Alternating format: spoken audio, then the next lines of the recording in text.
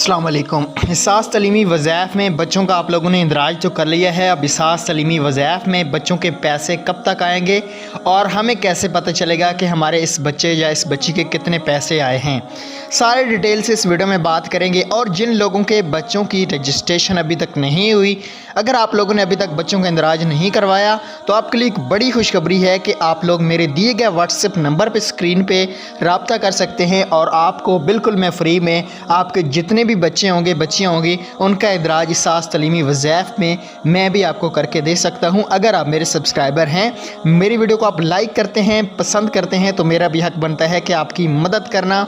अगर आप भी इसास तलीमी वज़ाइफ में अपने बच्चे या बच्चियों का इंदराज करवाना चाहते हैं तो दिए गए व्हाट्सएप नंबर पर भी रब्ता कर सकते हैं।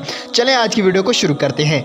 इसास तलीमी वज़ाइफ में बच्चों की रजिस्ट्रेशन जब हम लोग करते हैं उसके 3 माह के बाद बच्चों का वजीफ़ा आता है।